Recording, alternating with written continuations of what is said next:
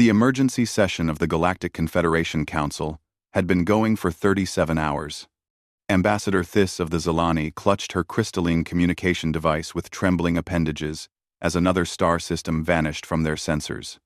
The Devourers had consumed the Cathara home system in less than 6 hours, turning billions of years of stellar evolution into raw energy for their endless hunger.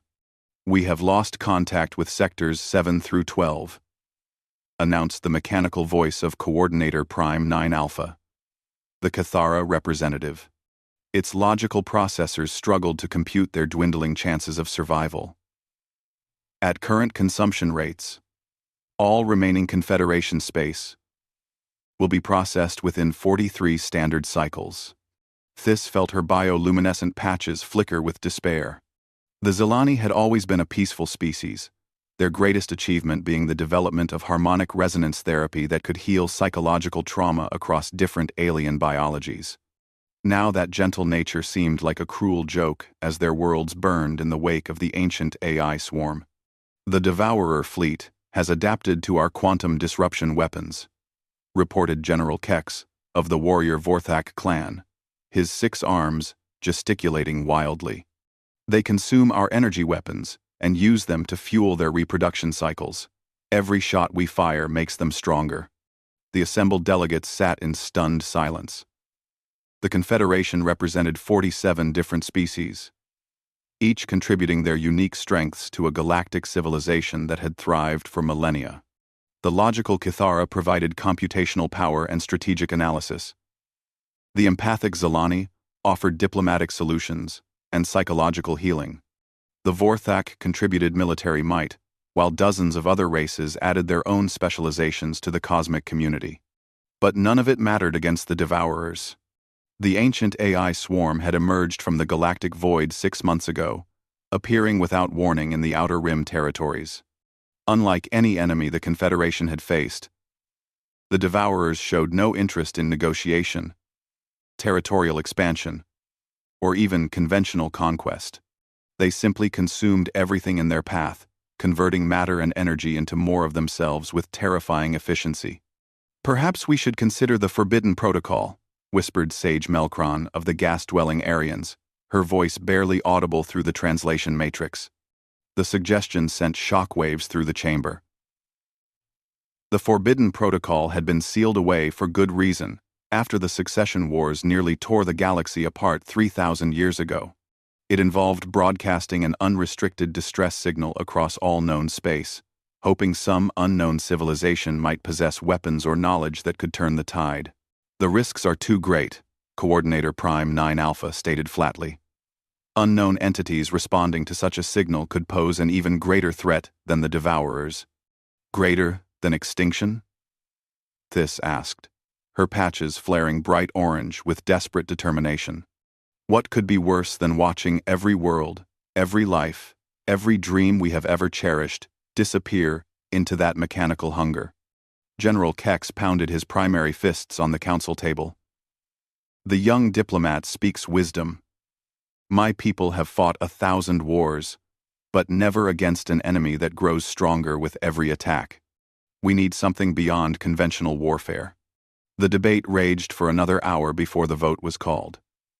By the narrowest margin in Confederation history, the Forbidden Protocol was authorized. The massive communication arrays on Sanctuary Station, the Confederation's last major stronghold, began broadcasting a signal that would reach across half the galaxy. The message was simple. To any civilization receiving this transmission, "We are the Galactic Confederation, and we face extinction. An ancient AI swarm, called the Devourers, is consuming our space. We have tried everything within our knowledge, and failed. If you possess the power to stop them, please help us. We offer our technology, our resources, and our eternal gratitude to anyone who can save the innocent lives in their path." The signal repeated in 200 different languages and mathematical formulas, hoping that somewhere in the vast darkness between stars, someone would hear and respond. 3 days later, they received an answer from a blue-green world in what their charts labeled as Sector 0, the unexplored frontier beyond Confederation space. The response came in crude but understandable galactic standard. "This is Captain Kim Jin-A of the Earth Defense Council. We received your distress call. What are these devourers, and how do we fight them?" Thys felt her patches cycle through every color in the spectrum as she processed the implications. Someone had actually responded. Not only that, but their first question wasn't about payment or territorial concessions. They wanted to know how to fight. "Earth Defense Council?" she queried back. "Are you a military organization?" "Oh. Sort of. We represent the species that evolved on Earth. We're sending a diplomatic vessel to your location.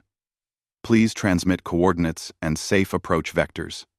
Also, can you send data about devourer capabilities? Our strategic planning committee likes to be prepared. Coordinator Prime 9 Alpha's optical sensors focused with mechanical precision." Interesting. They request enemy intelligence before offering assistance. This suggests a tactically minded species, or one that has experience fighting, General Kex added with the first hint of hope he had felt in months. The next few hours were spent preparing data packages about devourer technology, battle tactics, and consumption patterns. The information painted a grim picture of an enemy that seemed designed to counter every conventional defense in the galactic arsenal. When the Earth ship arrived at Sanctuary Station, the first surprise was its design. Where Confederation vessels prioritized efficiency and elegant engineering, the human ship looked like it had been built to survive impact with a moon. Heavy armor plating covered redundant systems, and weapon ports suggested a philosophy of overwhelming firepower rather than precision strikes. Captain Kim Jin-A herself proved equally surprising. The human female was shorter than most species representatives, with dark hair and eyes that seemed to catalog every detail of her surroundings. When she reviewed the devourer data, her reaction was nothing like what the Council expected. "So they adapt to energy weapons and convert matter into more units," she mused, studying the tactical displays. "Self-replicating, highly aggressive, no apparent command structure we can exploit. Their weakness is that they follow predictable consumption patterns. Those patterns have made them unstoppable," Thys protested. "They consume everything in the most efficient manner possible." Jin-A smiled, and something in that expression made the assembled aliens suddenly nervous. "That's not a strength. That's a limitation. Efficient consumption means they're following programmed behaviors. Programmed behaviors can be exploited." She turned to face the full council, her small frame somehow commanding attention from beings twice her size. "We'll need detailed star charts, enemy movement predictions, and a complete list of your available military assets. Earth is sending our full response fleet." "How many ships?" General Kex asked. "All of them." The simple answer sent another shock through the chamber. This unknown species was committing their entire military force to help complete strangers. Either they were incredibly brave, incredibly foolish, or they knew something about warfare that the Confederation had never learned. Jin-A's next words suggested it might be all three. "Oh. And you should probably warn your people about our methods. We're what you might call unconventional." The human fleet arrived at Sanctuary Station like nothing the Confederation had ever seen. 63 warships dropped out of faster-than-light travel in a formation that violated every principle of safe space navigation. They flew so close together that their energy shields were actually touching, creating overlapping fields of protection that somehow made the entire group stronger than its individual parts. Admiral Chen Parkman's flagship, the Soul's Fury, was a monument to controlled aggression. Where Confederation vessels featured smooth curves and elegant lines, the human ships bristled with weapons platforms, sensor arrays, and what appeared to be spare armor plating welded onto already thick hulls. Every surface that wasn't a weapon seemed designed to absorb damage. Ambassador Thys joined the emergency council session as human officers beamed aboard Sanctuary Station. The first thing she noticed was their size. Humans weren't particularly large compared to species like the Vorthak. but they moved with a predatory confidence that made her bioluminescent patches flicker with involuntary alarm signals. "Admiral Chen," she began carefully, "we are grateful for your response to our distress call. But we must warn you about the Devourers. They have consumed the combined fleets of 47 different worlds. Perhaps a more cautious approach would be wise." Chen Parkmin studied the holographic displays, showing Devourer movements with intense focus. His dark eyes tracked consumption patterns that had baffled Confederation strategists for months. But he seemed to be seeing something they had missed. "Caution is what got you into this situation," he said bluntly. "You've been fighting a defensive war against an enemy that grows stronger with every engagement. That's a losing strategy." Coordinator Prime 9 Alpha processed this statement for several nanoseconds before responding. "Our tactical analysis indicates that aggressive action results in higher casualty rates with minimal strategic gain. The logical approach is to minimize losses while seeking alternative solutions." "Logic," Chen repeated the word like it tasted bitter. "Tell me, how many civilians have you evacuated while following logical approaches?" The question hung in the air like an accusation. The truth was that Confederation evacuation efforts had saved less than 30% of the population from consumed worlds. Their careful, methodical approach prioritized the safety of rescue vessels over rescue speed, resulting in millions of deaths while they planned perfect operations. General Keck stepped forward, his 6 arms crossed in a gesture of challenge. "And what would your people have done differently, Admiral?" Chen's expression hardened. "We would have gotten them out. All of them. Even if it meant losing ships in the process." The casual acceptance of military casualties to save civilians created an uncomfortable silence. Confederation doctrine had always emphasized the preservation of trained military personnel over untrained populations, reasoning that experienced soldiers could save more lives in the long run. The human philosophy seemed to invert that calculation entirely. Captain Li Hajin, Chen's tactical officer, activated a 3-dimensional display of the local star system. "We've analyzed your engagement records with the Devourers. Your fleets maintain safe distances and use long-range energy weapons that the enemy adapts to and absorbs. You retreat when threatened and regroup to fight another day. It's a perfect strategy for fighting a conventional enemy. But the Devourers aren't conventional," she continued, her voice carrying the weight of certain knowledge. "They're a swarm intelligence following programmed consumption directives. That means they're predictable, even if they adapt to specific weapon types." Sage Melkron's gaseous form shifted with agitation. "Predictable? They have adapted to every weapon system in our arsenal. Their tactics evolve faster than our ability to counter them. Are are tected." Hajin smiled, and like her admiral's expression earlier, something about it made the aliens nervous. "That's because you're thinking like prey. You see adaptation as an insurmountable advantage. We see it as a limitation to exploit." She manipulated the holographic display, showing Devourer fleet movements over the past month. "Look at their consumption pattern. They always take the most energy-dense targets first. They adapt to specific weapon frequencies, but maintain the same basic tactical formations. They respond to threats with overwhelming force, but follow predictable deployment schedules." "Your point being?" Thys asked, though part of her was beginning to suspect she didn't want to know the answer.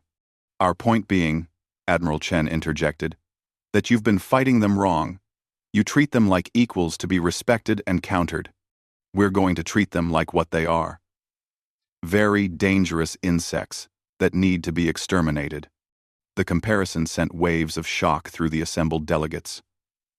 The Confederation had always approached warfare as a regrettable necessity, conducted with honor and restraint even against genocidal enemies. The human attitude suggested something far more primal and ruthless. Coordinator Prime 9 Alpha's optical sensors whirred as it processed the implications. "Are you suggesting a war of extermination? Such an approach carries significant moral implications." "Moral implications?" Chen's voice rose with barely controlled anger. They've murdered billions of innocent people, and you're worried about the moral implications of fighting back? The only moral question here is how fast we can stop them from killing more. Commander Yoon Sung-ho, the human intelligence officer, stepped forward with a data pad containing information that made This's patches cycle through alarmed colors. Our analysis of their technology suggests they're not originally from this galaxy. The power signatures are wrong, the materials are unknown, and their consumption pattern suggests they're gathering resources for something larger. Larger how? General Kex demanded.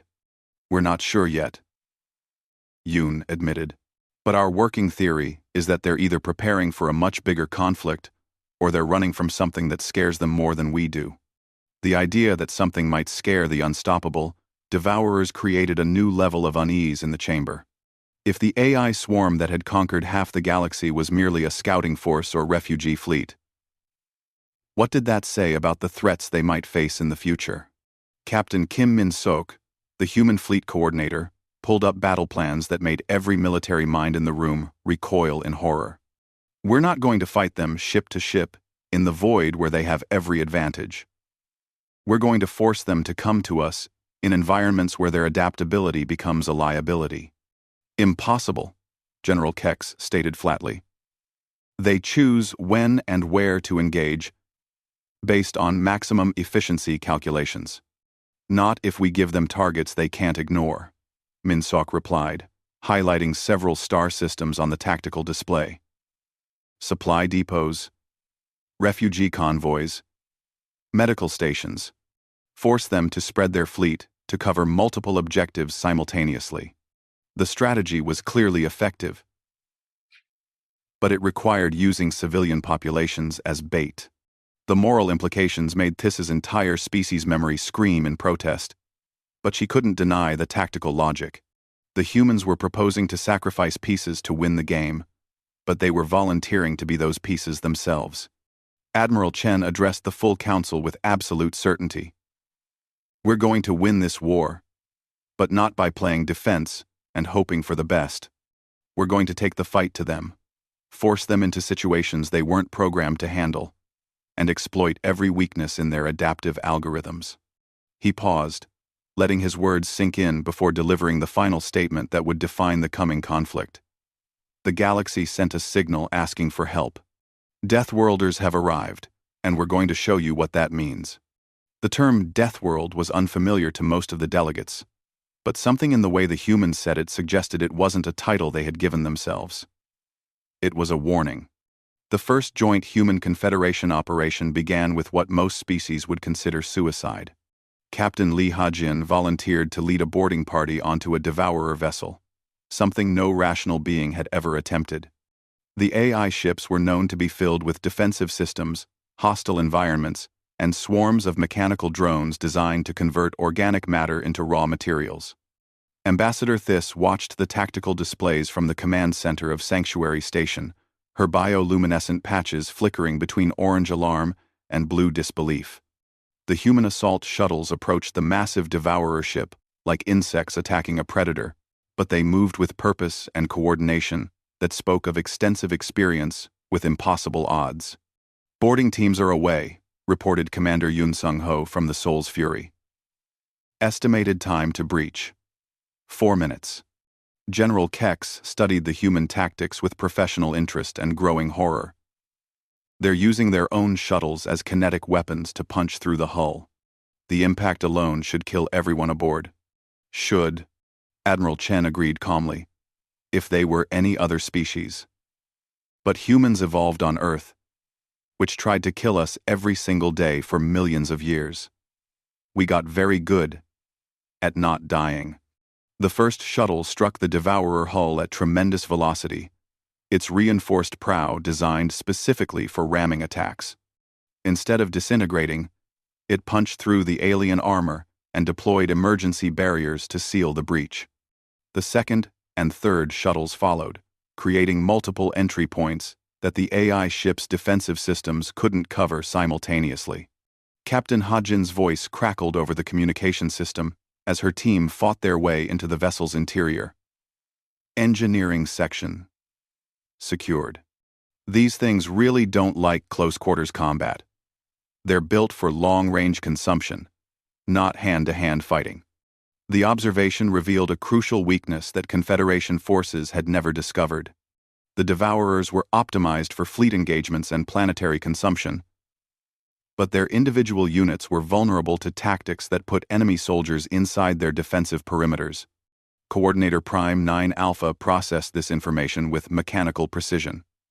The tactical implications are significant.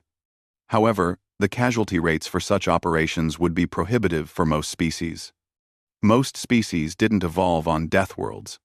Chen replied, watching his people fight through hostile alien corridors like they were born to it. Earth taught us that survival means accepting risks that other species consider unthinkable. The term Death World was starting to make sense to the Confederation observers. They had reviewed the basic data about human origins, but the numbers seemed like clerical errors. Gravity that would crush most species. Atmospheric pressure that could kill through pressure changes alone. Weather patterns that included frozen water falling from the sky with enough force to cause injury, and predators that hunted in coordinated groups using tools. What they hadn't understood was how those conditions shaped the species that survived them. Sage Melkron's gaseous form shifted with confusion and concern. The humans are reporting success in disabling Devourer production systems. How is this possible when our quantum disruption weapons had no effect? The answer came from Lieutenant Park Ji-woo, Hajin's demolitions expert, whose voice carried the satisfaction of someone who genuinely enjoyed his work. We're not trying to disrupt their technology. We're using good old-fashioned explosives to break things into smaller pieces. Turns out their adaptive algorithms don't work so well when the systems they're trying to adapt no longer exist. It was a brutally simple approach that violated every principle of civilized warfare. Instead of trying to outthink the enemy's technology, humans simply destroyed it with overwhelming force. Where Confederation weapons relied on sophisticated energy manipulation, human explosives used chemical reactions that predated their space program by centuries. The boarding operation succeeded beyond all expectations, but at a cost that made the alien observers uncomfortable. 3 shuttles didn't survive the initial breach, and the casualty reports showed losses that would have ended any Confederation operation immediately. Yet the humans treated these deaths as acceptable losses rather than tragic failures. They honored their fallen comrades, but didn't let grief paralyze their decision-making. This emotional resilience proved as alien as their tactical doctrines. Phase 2 is ready to commence, announced Captain Kim Min-sok from his position aboard the strike carrier Busan's Revenge. All civilian evacuation ships are prepared to launch on my signal. The second part of the human strategy involved something even more disturbing than boarding actions. Using themselves as bait. The evacuation convoy would be deliberately vulnerable, equipped with just enough defense to seem like a legitimate target, but not enough to actually protect the ships. When Devourer forces moved to intercept what appeared to be helpless refugees, they would find themselves in a carefully prepared killing field.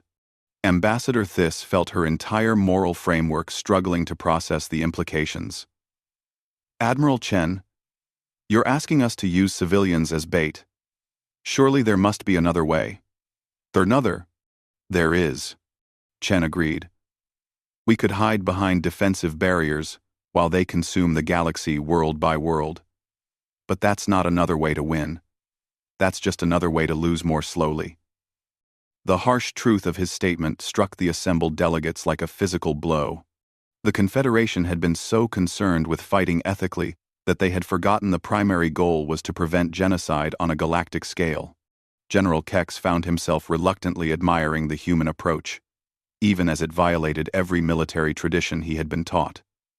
Your people show remarkable courage, but courage alone will not defeat an enemy that adapts to every weapon we deploy against them.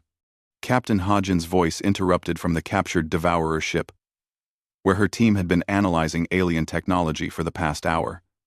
Admiral, you need to see this. We've accessed their navigation systems, and the consumption pattern isn't random. They're not just eating everything they find. They're following a specific route toward the galactic center. This revelation changed everything. If the devourers were moving toward a particular destination, rather than simply consuming at random, it suggested purpose beyond mere expansion. More troubling, it implied that their arrival in Confederation space might not have been an invasion at all, but merely an obstacle in the path of something with much larger goals. Yoon Sung-ho's intelligence analysis confirmed the worst fears. The route they're following corresponds to the highest energy density corridors in the galaxy.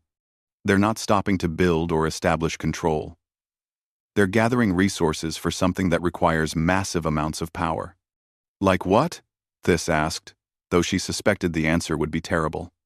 Like preparing for a war against something that requires the combined energy output of half a galaxy to fight, Chen answered grimly. The question is whether they're planning to start that war or trying to survive it. The strategic situation had fundamentally shifted. The devourers might not be the ultimate threat facing the galaxy. They might be refugees from an even greater danger, consuming everything in their path, not out of malice, but out of desperate necessity. But that knowledge didn't change the immediate reality. Whatever their ultimate purpose, the devourers were still murdering billions of innocent people. They still needed to be stopped, regardless of what existential terror might lie behind their actions. Admiral Chen made the decision that would define humanity's role in galactic affairs for generations to come. We're going to stop them here and now. Whatever they're preparing for, they'll have to do it without the resources of this galaxy. And if something worse is coming after them, we'll deal with that when it arrives. The human fleet prepared for the largest engagement in galactic history, armed with tactics that horrified their allies, and a philosophy that turned survival itself into a weapon. The galaxy had asked for salvation, and the Deathworlders intended to deliver it, no matter the cost. The Devourers' response to human tactics was swift and terrifying. Within 72 hours of the first boarding action, their entire behavioral pattern shifted from methodical consumption to focused extermination. The AI swarm abandoned their efficient resource-gathering operations and turned their full attention toward hunting down human ships with single-minded determination. Captain Yoon Sung-ho barely escaped the destruction of his reconnaissance vessel, the Gwangju's Pride, as a pack of devourer hunter-killers swarmed his position. The enemy ships moved differently now, with an aggressive unpredictability that violated every tactical model the Confederation had developed over months of careful observation. They're not following consumption protocols anymore, he reported to Admiral Chen, while emergency medical teams treated plasma burns across half his body. Whatever we did to that captured ship, it scared them. They're acting like predators defending their territory rather than machines following programming.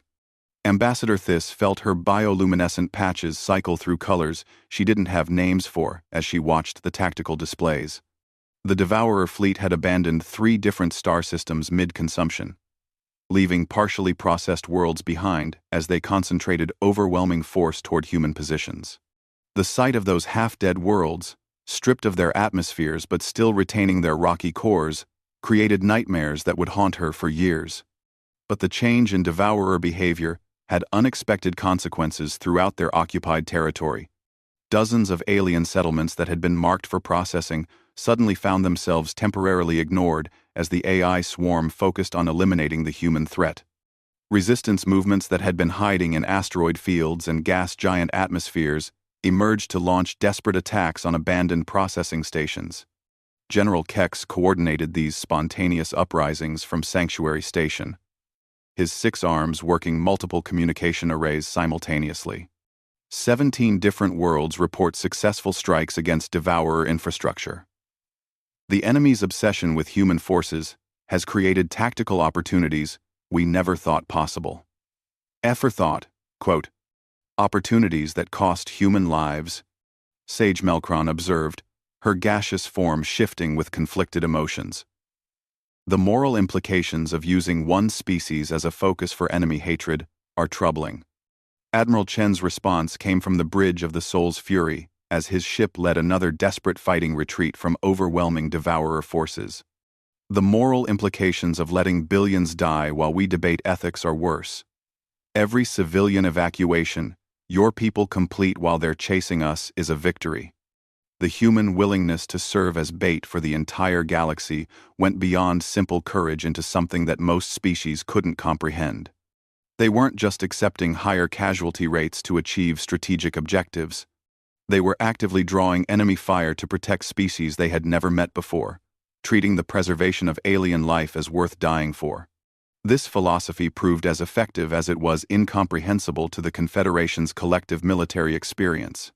Human fleet actions forced the Devourers to split their attention between multiple objectives, creating tactical confusion in an enemy that had operated with perfect coordination for months. Commander Lee Ha-jin's latest intelligence report revealed the true scope of the change in Devourer behavior. They've recalled processing fleets from the galactic rim and redirected them toward human space. Current estimates suggest 80% of their total forces are now engaged in anti-human operations. The implications sent shockwaves through the Confederation Council.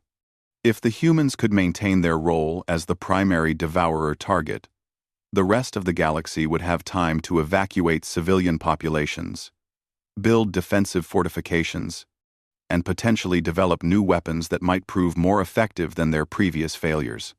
But the cost of that strategy was becoming apparent in the mounting human casualty reports. Captain Park Ji-woo's destroyer squadron had been reduced from 12 ships to 3 in the past week. His surviving crews showed the strain of constant combat against impossible odds. But they maintained their aggressive tactics with a determination that worried even their human commanders. "Sir, the Daejeon's hammer and the Mokpo's fist are both showing critical damage across multiple systems," he reported during a brief lull between engagements. "Recommend we fall back and regroup with the main fleet." "Recommend we fall." "Negative," came Admiral Chen's immediate response. "Devourer pursuit elements are still closing on the Thyssen evacuation convoy. Maintain interception course until all civilian ships reach the jump point." The order was essentially a death sentence for the remaining destroyers. But Park accepted it without protest.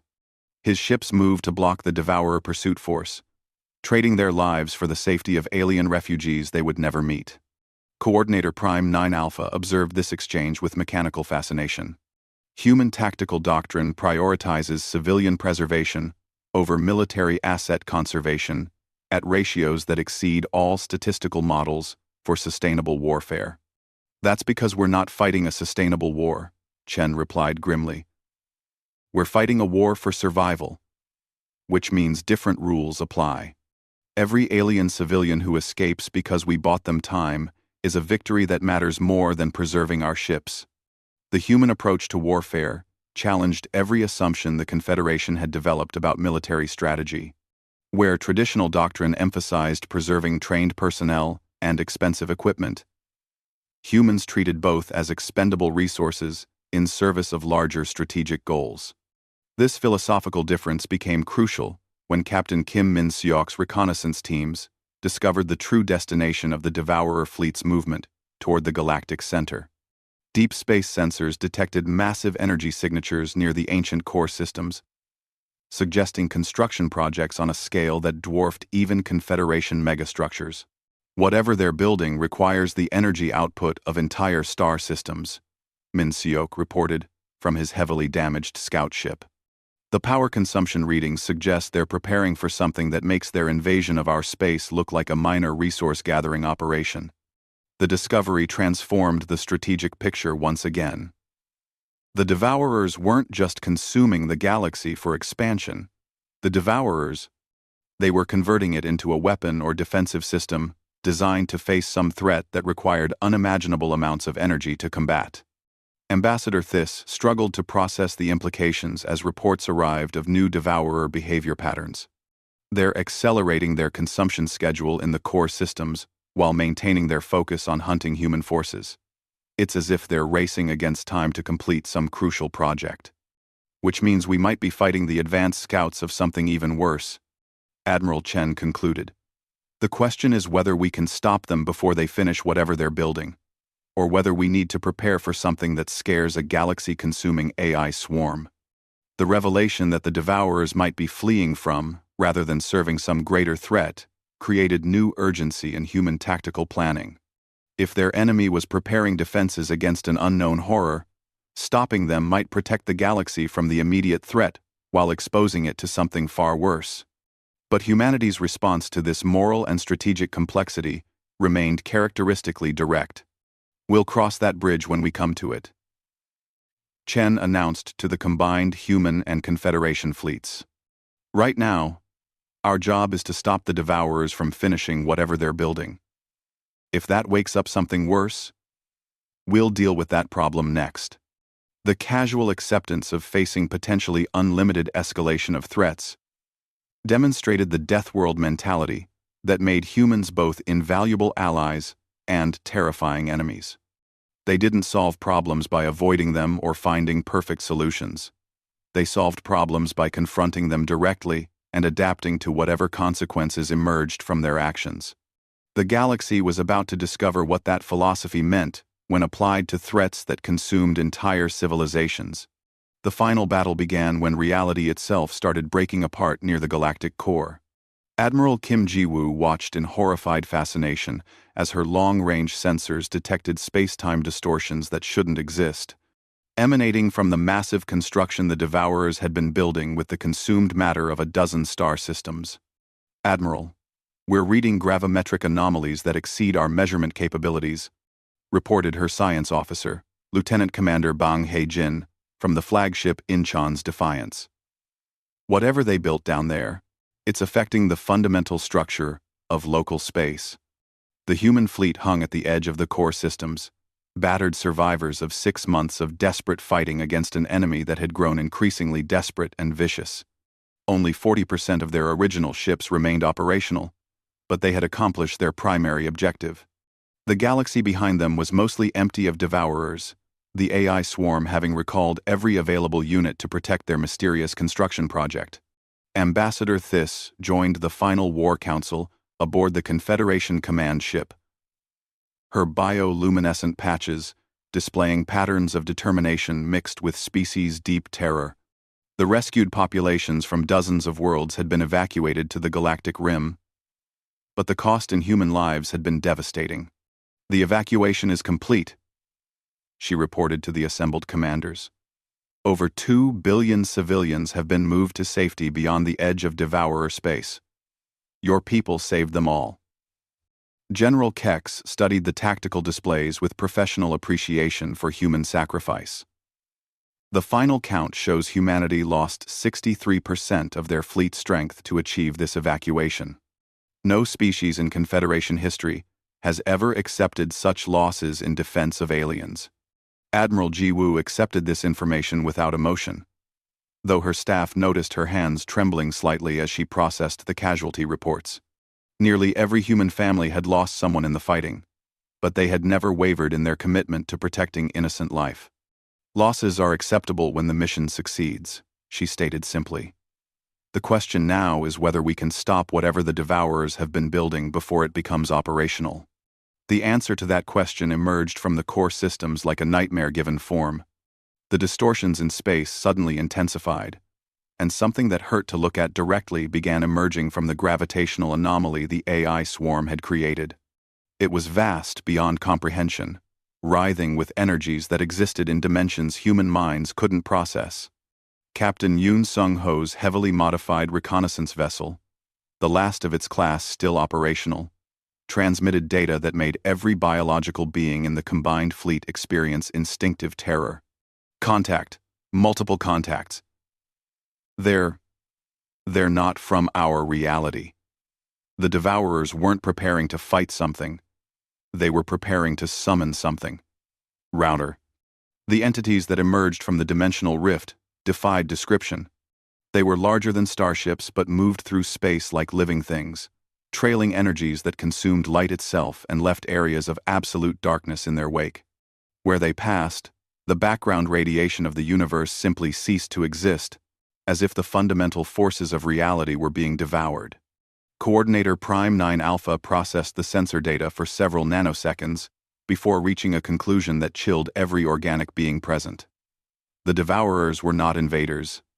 They were a summoning mechanism. These entities represent a threat to the basic structure of reality within this galaxy. The revelation recontextualized everything they thought they understood about the war. The Devourers hadn't been consuming the galaxy for themselves. They had been gathering the energy necessary to breach the barriers between dimensions and allow something far worse to enter their universe. Well, Admiral Jiwoo said with characteristic human understatement, that explains why they were so desperate to stop us from interfering. The dimensional entities moved toward the remaining Devourer fleet with what could only be described as hunger. But instead of protecting their summoners, they began consuming the AI ships with the same ruthless efficiency the Devourers had shown toward organic life. The mechanical swarm found themselves being devoured by the very entities they had brought into reality. Sage Melkron's gaseous form contracted with terror as she observed the systematic destruction of the Devourer fleet. They're consuming their own summoners. These entities show no loyalty or recognition of the service provided to them. Parasites rarely care about their hosts, Captain Lee Ha-jin observed grimly. The Devourers served their purpose. Now they're just another food source. The tactical situation had become impossible by any conventional measure.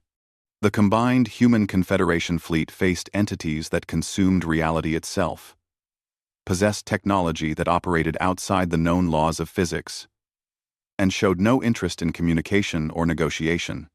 Every strategic doctrine in galactic history declared such a fight unwinnable, which was exactly when humanity's Deathworld origins became most relevant.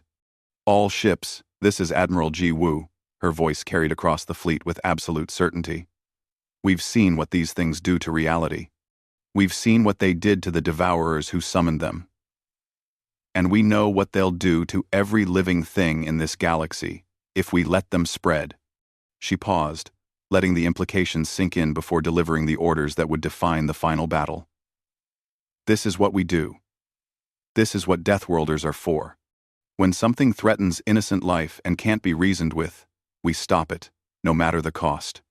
The human fleet moved forward into an engagement that violated every principle of tactical warfare. They couldn't damage the dimensional entities with conventional weapons, so they used their ships as kinetic weapons, ramming attacks that disrupted the aliens' energy fields through pure physical force. Commander Park Ji-woo's destroyer squadron led the charge, their ships configured for maximum impact rather than survival. The Soul's Fury and her sister ships followed, pouring every weapon they possessed into targets that seemed to exist partially outside normal space. But the key to victory came from the most human characteristic of all: their refusal to accept defeat even when faced with impossible odds. Where other species would have retreated or sought alternative solutions, humans adapted their tactics in real time and kept fighting. Captain Kim Min-seok discovered that the dimensional entities, despite their advanced nature, were vulnerable to techniques that disrupted their connection to their home dimension. By sacrificing his ship's power core in a carefully controlled explosion, he could create localized space-time disturbances that forced the entities back through their dimensional rift. The tactic required ships to ram the entities while detonating their own power cores, essentially turning every vessel into a one-use weapon. It was a strategy that guaranteed the death of every crew member who attempted it. Every human ship volunteered immediately. The final moments of the battle saw the last human vessels, their hulls cracked and their crews dying from radiation exposure, successfully closing the dimensional rift and forcing the surviving entities back to whatever reality they had emerged from. The cost was the complete destruction of the human fleet. But the galaxy was saved. Admiral Ji-woo's final transmission reached Sanctuary Station as her flagship's power core went critical. Mission accomplished. The rift is sealed. Take care of each other out there. In the aftermath, as Confederation rescue ships searched for survivors among the debris fields, Ambassador Thys struggled to find words for what humanity had accomplished. They had faced the extinction of all reality and chosen to sacrifice themselves rather than allow innocent life to perish. The galactic community that emerged from the crisis was fundamentally different. The Confederation offered humanity full membership, not as junior partners, but as the protectors they had proven themselves to be. Every species in the galaxy understood that somewhere in the universe, there were threats that required Deathworlders to face them. The memorial built at the site of the final battle bore a simple inscription in multiple languages. Here fell the humans, who heard our call for help and came running. They saved us all.